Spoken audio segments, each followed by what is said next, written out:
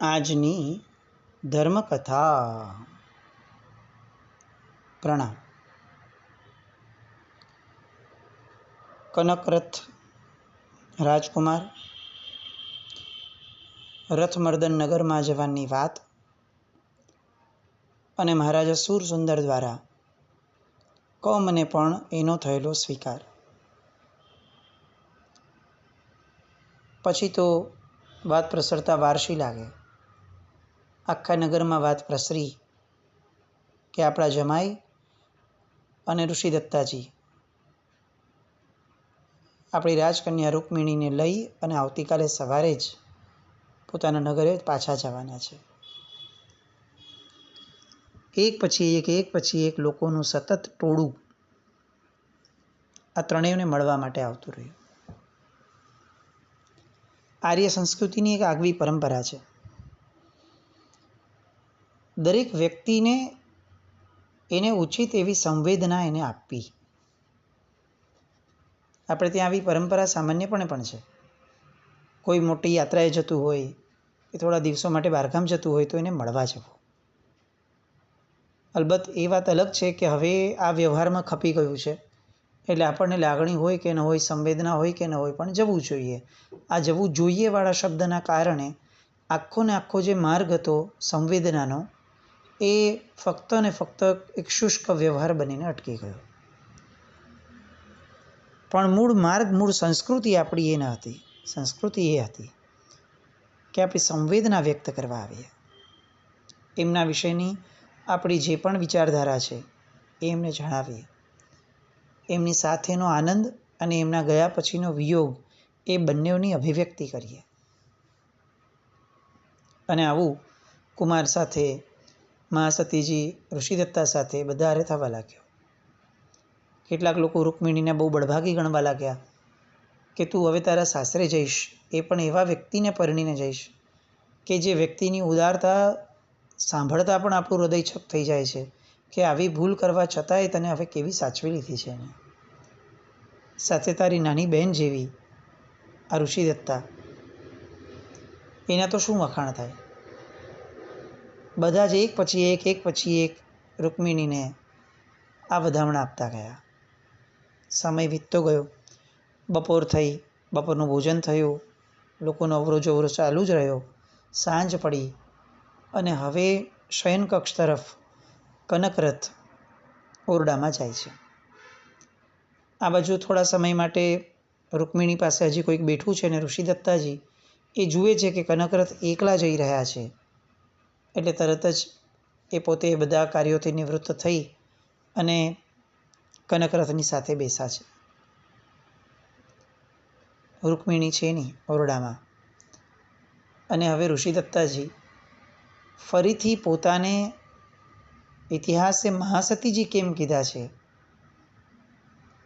એ વાતને સાબિતી જાણે આપતા હોય એવી રીતે પોતાનો ગુણ પ્રકાશે છે.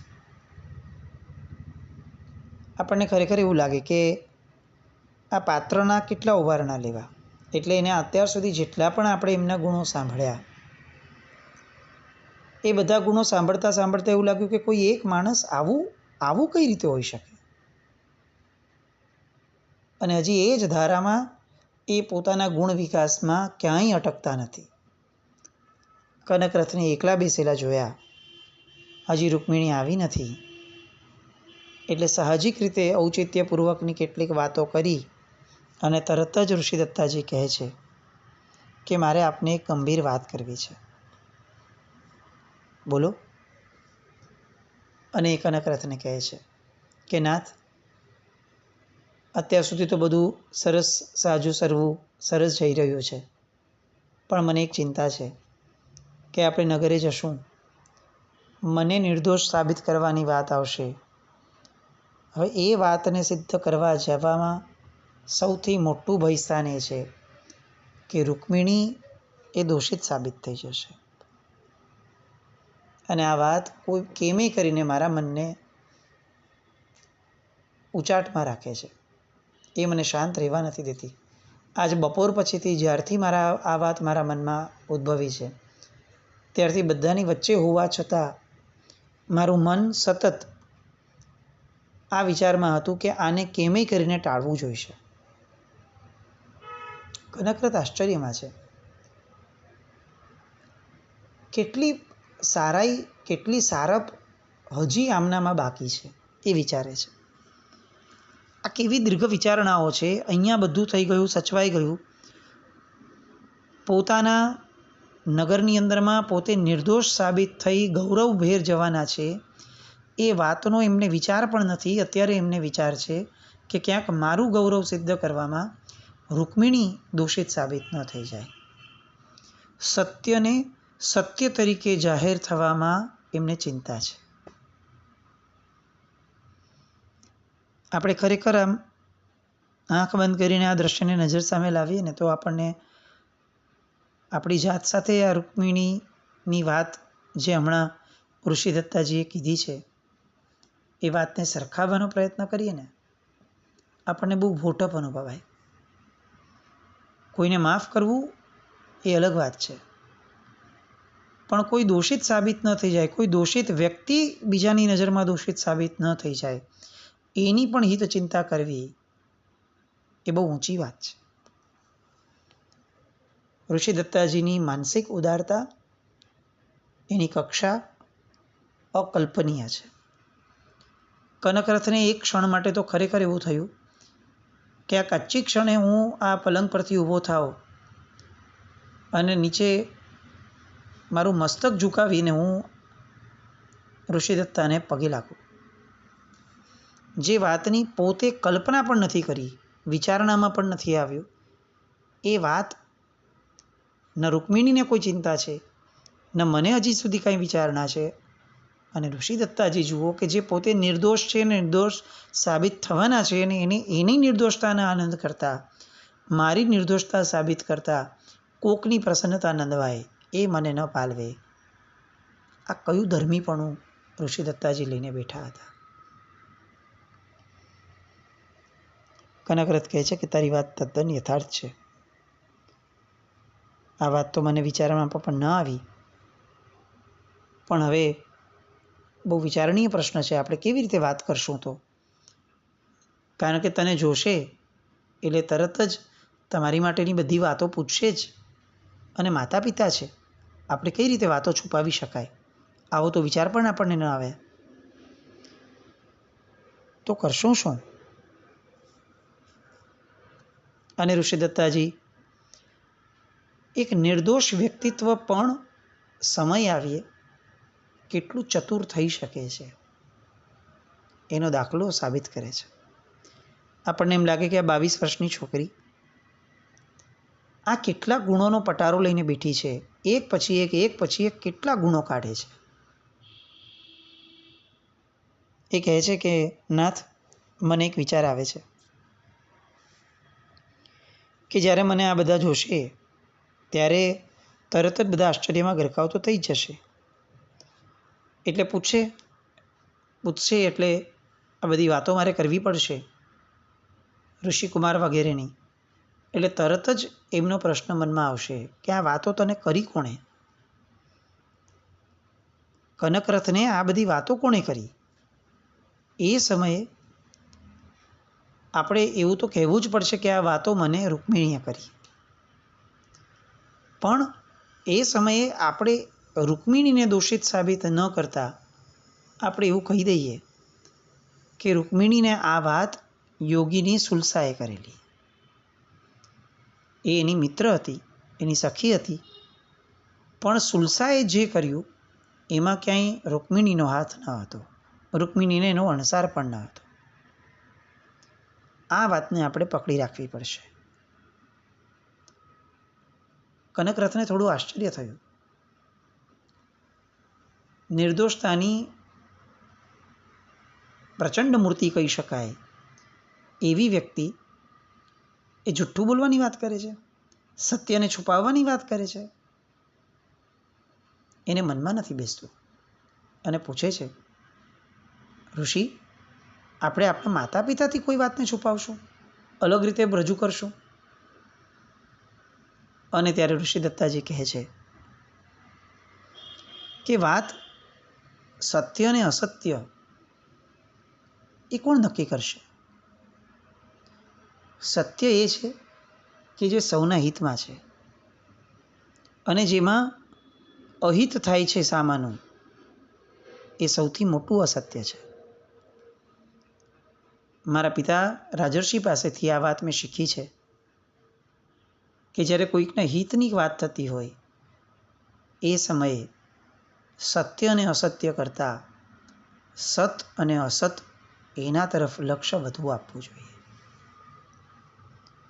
સત એ છે કે જે દરેક વ્યક્તિનું હિત વિચારે છે એને શાતા આપે છે.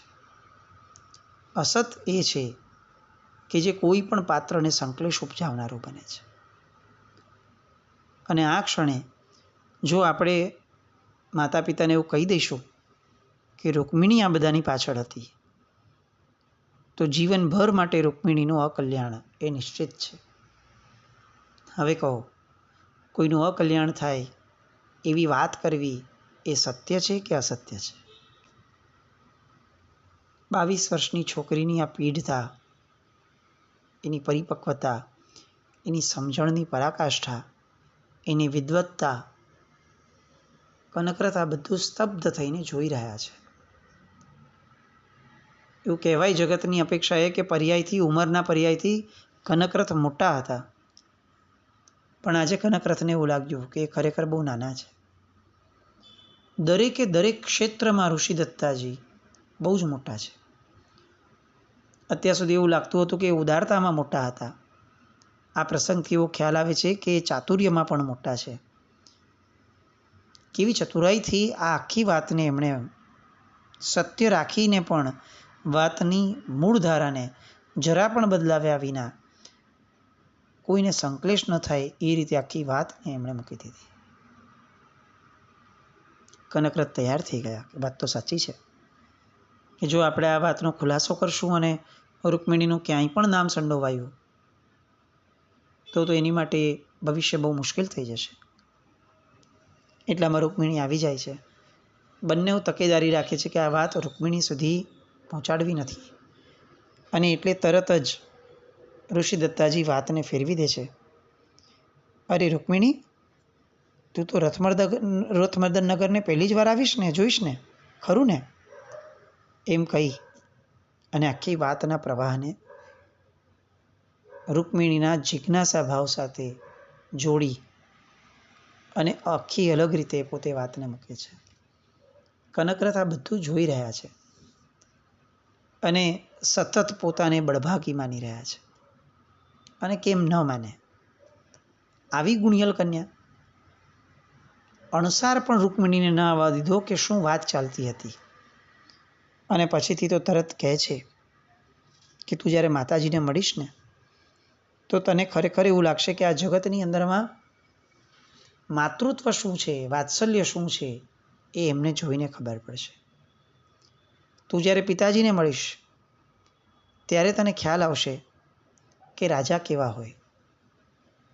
ત્યારે તને ખ્યાલ આવશે કે પ્રજાનું હિત વિચારનાર વ્યક્તિ કેવા હોય. કનકરથ સાંભળી જ રહ્યા છે કે આ વ્યક્તિ, આ ઋષિદત્તા એ વ્યક્તિની વાત કરી રહી છે, મારા પિતાની, કે જેણે એના વાળ પકડી ઘસડી અને રાજમહેલની બહાર કાઢીને મૃત્યુદંડ ફટકાર્યો હતો. અને એક લેશ માત્ર પણ ક્ષોભ વિના એ કેટલી અસ્ખલિતપણે એ પિતાજી માટે પણ એ જ વાત્સલ્ય, એ જ અહોભાવ, એ જ બહુમાનથી એમનું વર્ણન કરી રહી છે. ગજબ છે ઋષિદત્તાજીની આ નિર્દોષતા, એમની આ વૈચારિક ઉદારતા અદ્ભુત લાગી. અને કેટલોક સમય વીત્યો અને પછીથી તો બધા સુવાની વાતો કરે છે. અને રૂકમિણી આદિ બીજા બધા એમની સખીઓ વગેરે છૂટા પડ્યા અને પછીથી શયન માટે બધા ગયા. બીજે દિવસે વહેલી સવારે નીકળવાનું છે. અને હવે કાવેરીથી રથમર્દન નગર મીઠી સ્મૃતિઓ વાગોળતા ત્રણેય જણા નિદ્રાધીન થયા. બીજે દિવસે સવારે રાજપરિવારની અને નગરજનોની અશ્રુભીની હાર્દિક વિદાય લઈ અને રથમર્દન નગર તરફ પ્રયાણ થયું. જે માર્ગે આવ્યા હતા એ જ માર્ગે પાછા જવાનું હતું. અને રૂકમિણીની ઈચ્છા હતી કે જે આશ્રમમાં ઋષિદત્તાજી મોટા થયા હતા, જ્યાં એ નગરથી બહાર નીકળી અને એમની આ દુઃખભરી જે સમયની આખી ધારા હતી એ એમને જ્યાં વ્યતીત કરી હતી, મારે એ ઋષિદત્તાજીના આશ્રમને જોવું છે, એ તાલાવેલી એમણે વ્યક્ત કરી. ઋષિદત્તાજીને પણ એમ થયું કે હું મારા પિતા રાજર્ષિના સ્તૂપના દર્શન કરું, અને કનકરથની ઈચ્છા થઈ કે હું ઋષભદેવ પરમાત્માના દર્શન પૂજન કરું. ત્રણેયની ઈચ્છાઓ એક જ દિશામાં જતી હતી. આશ્રમ આવ્યો, ત્યાં પડાવ નાખ્યો. રૂકમિણીને લઈ અને ઋષિદત્તાજી મંદિરના પગથિયા ચડી ગયા. કનકરથ પાછળ પાછળ રોમ રોમ વિકસ્વર થઈ જાય એ રીતે ત્રણેયે ઋષભદેવ ભગવાનના દર્શન કર્યા, સ્તવના કરી. ત્યારબાદ ત્રણેય જણા રાજર્ષિના સ્તૂપ પાસે ગયા, અને સ્તૂપને જોતા જ ઋષિદત્તાજીનું હસતું મોઢું એ થોડું ગંભીર થયું. એમની ચંચળ આંખો થોડી સ્થિર બની ગઈ, અને સ્થિર આંખો ધીરે ધીરે થોડી ભીની થઈ. પંચાંગ પ્રણિપાત કરવા પૂર્વક એ સ્તૂપની સામે એ જમીન ઉપર બેસી ગયા. કનકરથ અને રૂકમિણીએ પણ વંદન કર્યા, રાજર્ષિને શ્રદ્ધાંજલિ આપી. ઋષિદત્તાજીના બંને હાથ પકડી અને કનકરથ એમને ઊભા કરે છે. ઋષિદત્તાજી રડી રહ્યા છે. ઉત્તરીય વસ્ત્રથી એમની આંખો લૂછી છે. રૂકમિણીની આંખો પણ ભીની થાય છે. ઋષિદત્તાનો એ પણ હાથ પકડી લે છે, બાજુમાં ઝૂંપડીમાં લઈ જાય છે. આ એ જ ઝૂંપડી છે કે જ્યાં ઋષિકુમાર રૂપે ઋષિદત્તાજીએ એમના એ સમયને વ્યતીત કર્યો હતો. અને ઋષિદત્તાજી સામે ચડીને પૂછે છે, નાથ, અહીંયા એક દિવસ રોકાઈ જઈએ તો ચાલે?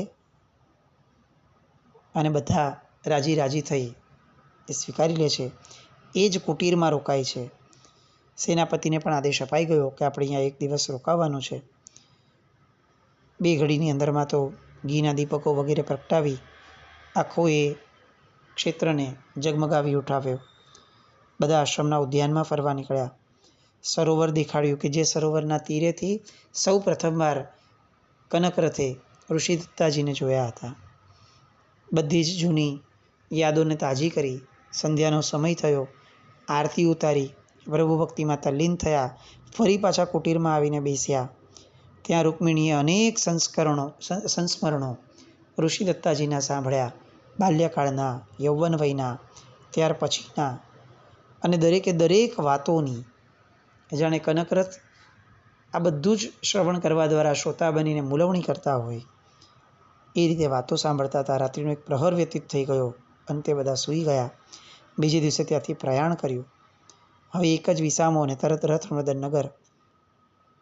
જેવા રથમર્દન નગરની બહાર પહોંચ્યા ત્યારે ખ્યાલ આવ્યો કે દૂરથી નગરનો મોટો માનવ મહેરામણ ઉમટવા લાગ્યો છે. સ્વાગત માટે આખું નગર ભેગું થયું હતું. રથની ગતિ તીવ્ર થઈ. અલ્પ સમયમાં જ રથમર્દન નગરના બાહ્ય પ્રદેશમાં આવી પહોંચ્યા. સ્વયં પિતાજીને દૂરથી આવતા જોયા. કનકરથે રથમાંથી નીચે ઉતર્યા. એની પાછળ ઋષિદત્તા, એની પાછળ રૂકમિણી, બધા નીચે ઉતર્યા અને બધાએ પિતાજીને પ્રણામ કર્યા. હજારો નગરવાસીઓ ઉત્સવ ઘેલા બની અને આ ત્રણેયને જાણે જોઈ રહ્યા હતા આશ્ચર્યથી કે આ કોણ છે. કારણ કે એમને સમાચાર તો એમ પહોંચ્યા હતા કે કુંવર રૂકમિણીને લઈ અને પરણી અને આવી ગયા છે. આના સિવાયને તો કોઈ સમાચાર જ નથી પહોંચ્યા. એટલે તરત જ જ્યારે બધા પગે લાગે છે ત્યારે પિતાજી પૂછે છે કે આ કોણ છે? ઋષિદત્તાજીની સામે માતાજી આવ્યા છે.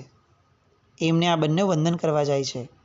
બધા સ્તબ્ધ થઈને પૂછે છે કે કંઈ સમજાતું નથી. અને ત્યારે કનકરથ માતાજીને કહે છે કે માં, આ બંને તારી પુત્રવધુઓ છે. આ વાત સાચી છે, માએ કીધું, પણ આ ઋષિદત્તા એ કેવી રીતે સજીવન થયા? મને કંઈ સમજાતું નથી બેટા, મારા આશ્ચર્યનો કોઈ પાર નથી. અને ત્યારે કનકરથ કહે છે કે માં, તારા બધા આશ્ચર્યનો અંત આવી જશે જ્યારે હું આખો વૃત્તાંત તને પિતાજીને સમજાવીશ. તરત જ વૃત્તાંતને સાંભળવાની અધીરાઈમાં સીધા રાજમહેલ તરફ જાય છે. ખંડની અંદરમાં બધા બેસે છે. કનકરથ પિતાજીને પ્રણામ કરે છે. ઋષિદત્તાજી અને રૂકમિણી પણ બંને પ્રણામ કરે છે. પિતાજી બધાની કુશળતા પૂછે છે. રૂકમિણીની સામે જોઈ છે, પણ પછી પૂછે છે કે મને સૌથી પ્રથમ ઋષિદત્તા વિશે સાંભળવું છે. મારે સૌથી પહેલાં એ સાંભળવું છે કે એ કઈ રીતે જીવતી રહી અને આ કઈ રીતે બન્યું કે તું એને પાછો લઈ આવ્યો. આંખની અંદરમાં ક્યાંક પશ્ચાતાપનો પણ ભાવ છે, પણ હજી સુધી પોતે ખોટું કર્યું હતું એની કોઈ સાબિતી કે પ્રતીતિ મળી નથી. અને આ કનકરથ હવે શું ઉત્તર આપે છે એની રાહ જોઈ રહ્યા છે. ને ત્યારે કનકરથના મુખમાંથી એક અકાટ્ય એવું વાક્ય નીકળ્યું. આપણે જીવનના મંત્ર સમૂહ વાક્ય નીકળે છે કે પિતાજી, ધર્મો રક્ષતી રક્ષિત. જે મનુષ્ય પોતાના હૃદયમાં ધર્મની રક્ષા કરે છે, ધર્મ એની રક્ષા કરે છે. બસ આ એક વાક્યના આધારે આખીને આખી ચોટલો પકડીને રાજમહેલમાંથી ઢસડીને બહાર કાઢવા વાળી વાતથી શરૂ કરી છેક પેલા જલ્લાદો સ્મશાન સુધી લઈ ગયા એ આખી વાતને વર્ણવે છે. અને એ સમયગાળા દરમિયાનમાં ઋષિદત્તાજીના અંતરમાં પ્રગટેલા ધર્મની વાત, એમના મનમાં પોતાના જ કર્મનો દોષ જોવાની વાત, એ આખી વાત કરે છે. મહારાજા વિચારમાં ગરકાવ થઈ ગયા અને એમણે એમ કહ્યું, પિતાજી, ઋષિદત્તા પૂર્ણ નિર્દોષ હતી. એના ઉપર કોણે આરોપ મૂક્યો, કઈ રીતે એને સંડોવવાનો આખો પ્રયત્ન થયો, એ બધી વાત ભોજન આદિથી પરવારીને શાંતિથી કરશું. પણ એટલું ચોક્કસ છે પિતાજી કે ઋષિદત્તાજીને, મારી ધર્મપત્નીને, એણે ન આચરેલા ગુનાની સજા મળી હતી. અને હવે આ મહારાજા આ આખી કથની સાંભળવા માટે તો ઉત્સુક થાય છે, પણ એ પહેલાં એક નિર્દોષ વ્યક્તિને પોતે આટલી ભયંકર સજા કરી હતી અને પેલા જલ્લાદોના હાથમાં સોંપી દીધી હતી, એ વાતના પશ્ચાતાપમાં ગરકાવ થઈ જાય છે. બંને આ વાતને કઈ રીતે હવે પ્રતિભાવ આપે છે. અને વિશેષ કરીને મહારાજા એ પોતાની ભૂલને કઈ રીતે સ્વીકારે છે, અને સ્વીકારે છે કે નહીં, સ્વીકારે છે તો હવે કેવો પશ્ચાતાપ કરે છે, પશ્ચાતાપમાં શું નક્કી કરે છે. આ બધી વાત માટે આવતીકાલે ફરીથી મળીએ. જીના કંઈ પણ બોલાય તો મેં છામી તો